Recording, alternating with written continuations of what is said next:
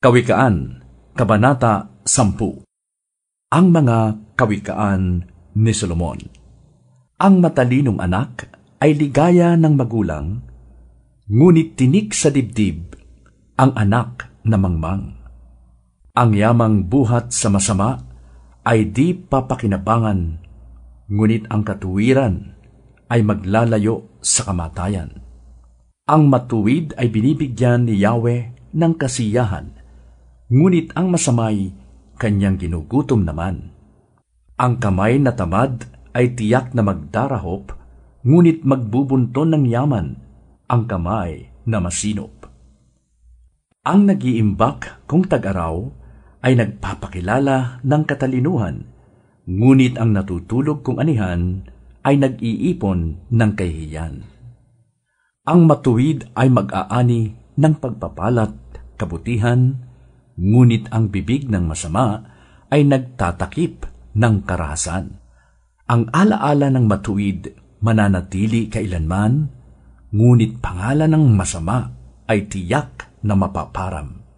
Magandang payo'y tinatanggap ng pusong may unawa, ngunit kapahamakan ang wakas ng mangmang na masalita.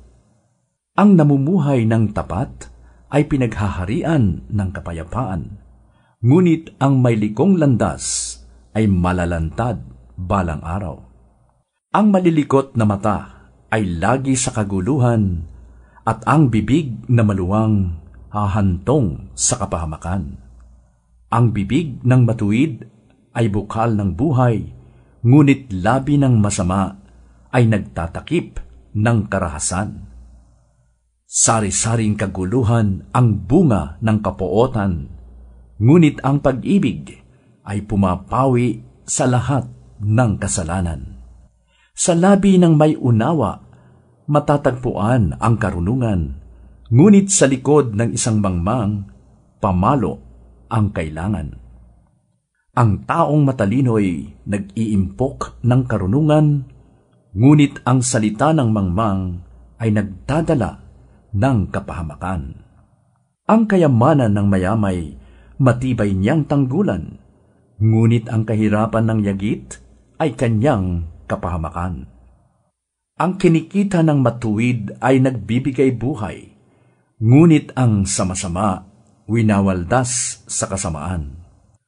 Ang nakikinig sa payo ay nasa daan ng buhay, ngunit ang ayaw sumunod ay tungo sa pagkaligaw. Ang nagtatanim ng puot ay puno ng kasinungalingan. Ang naninira sa kanyang kapwa ay isang taong mangmang. Ang taong masalita ay malapit sa pagkakasala, ngunit ang nagpipigil ng dila ay dunong ang pakilala. Ang dila ng matuwid ay tulad ng pilak na mahalaga, ngunit ang puso ng mangmang ay basura ang kagaya. Ang labi ng matuwid sa marami ay pakinabang, ngunit ang mangmang ay namamatay ng walang karunungan. Ang pagpapala ni Yahweh ay kayamanan na walang kasamang kabalisahan. Ang paggawa ng kasalanan ay kasiyahan ng masama, ngunit ang mabuting asal, kasiyahan ng may unawa. Ang kinatatakutan ng masama ay magaganap sa kanya, ngunit ang hangarin ng matuwid ay matatamo niya.